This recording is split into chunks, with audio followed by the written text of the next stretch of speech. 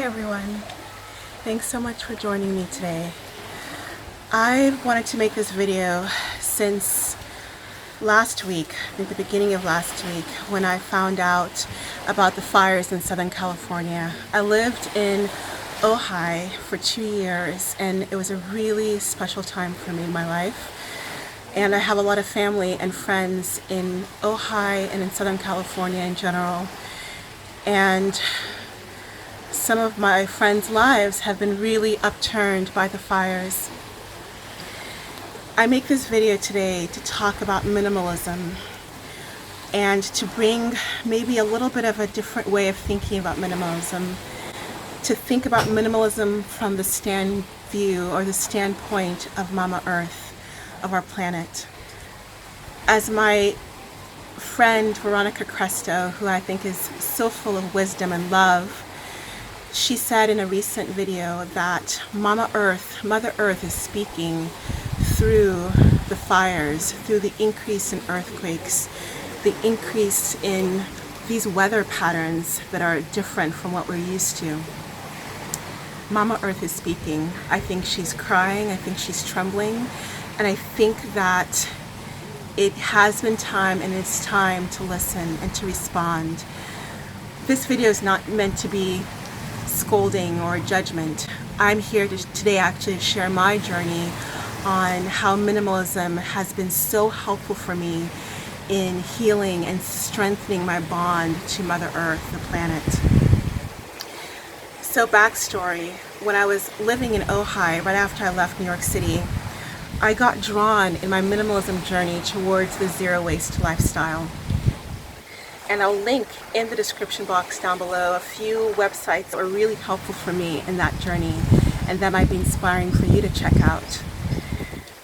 And what I found in this journey of downsizing and shedding stuff that no longer served my greatest good was that I felt so much freedom and mental clarity, and the space that opened up with letting things go was incredible.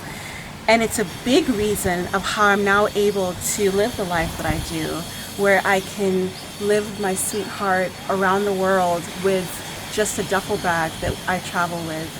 But another aspect of minimalism I don't really talk about very much is the connection to nature. So I'm going to get really specific.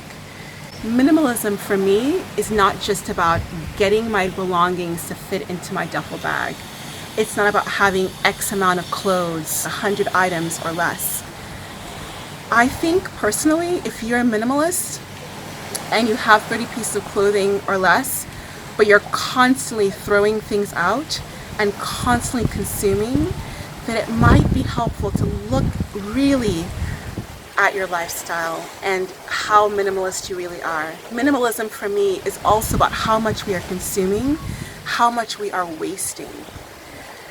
And there is a huge interconnection between how much we are consuming and wasting of Mama Earth's resources and what's happening in the environment. We're in Thailand right now, and the waste is actually much better than it's been in the past few years, but I still see it. We walk down beautiful beaches and you just see plastic bottles and refuse that's coming from the ocean. Things that we put in there, that we tossed, and is showing up on people's shores, on shores in other countries that we may not be connected to, but we are all connected, and trust that it is affecting us. So today I'd like to offer 3 tips, 3 things that might be helpful for helping to minimize while thinking about your connection to the planet, that were helpful for me in my journey. So number 1 is the understanding that Mother Earth is our mother, that there is an umbilical cord between this beautiful ocean, this palm tree, this wide earth, and each and every one of us. She is connected to us. She's connected to us with this umbilical cord.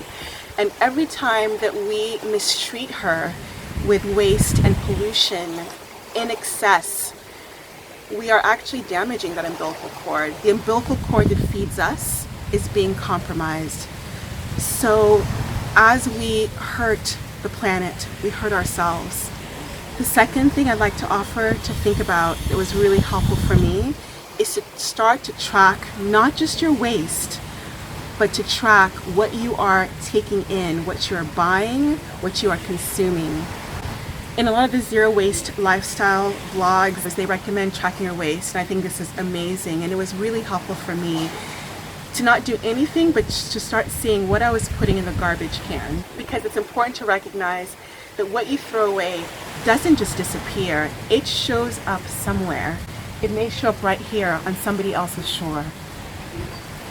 But I would go one step further. Spend a week literally tracking everything you're putting in the garbage can, but also start tracking what you are buying and ask yourself when you buy that thing, whether it's a new dress, whether it's makeup, whether it's a new shampoo, whether it's an electronic device, where is this thing going to end up? Where is it going to go? How long will I probably have it? And then what's going to happen to that thing afterwards? This can be such a powerful motivator to helping decide, do I really need this thing?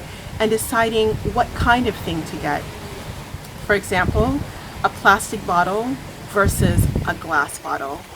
Plastic that pollutes the ocean, or a glass bottle that you can use literally for the rest of your life if you want to. My third tip, which was really helpful for me, was that after I identified what was showing up in my garbage can, I started thinking about a reusable alternative for the things I was just throwing away. So for example, I grew up with paper napkins. My mom was always using paper towels to rub down the kitchen counter, and that was showing up in my garbage can, which means that it's going to show up in a landfill. So I replaced paper towels, paper napkins with rags or cloth napkins that I could then wash and reuse. Another thing that I did that is so helpful in our travels in Southeast Asia is us getting glass straws. So we have a glass straw that we travel with, and this has been amazing because we love coconut water. We drink coconut water every day, and usually if we stop somewhere to get coconut water in Thailand, the first thing that will happen once the seller gives us that coconut is she will pop out a straw, a plastic straw. And plastic straws are such a problem in the world. I will leave a link in the description below on a short video you can check out about the detriments of plastic and plastic straws. So now we have our glass straw, and we whip that out before the plastic straw comes out, and we use that over and over again. I'll also leave a link in the description box below for a great place that you can purchase glass straws. I think they would make for amazing presents, and it's a beautiful way of giving love to others in a way that's sustainable and that is also loving to the planet. I also stopped using plastic bags. I started using reusable cloth bags, and we try to do that as much as possible here in Thailand. I mentioned already, plastic is so detrimental for the creatures that are living in the ocean, the creatures that are living on the earth, including us. When we drink or eat things from soft plastic containers, we imbibe of something called xenoestrogens. These are foreign estrogenic compounds that can actually disrupt our hormones in our body, whether you're a man or a woman. And it's been linked to all sorts of things, including uterine fibroids. So I highly recommend, if you have plastic, to swap it out for glass containers as soon as you can.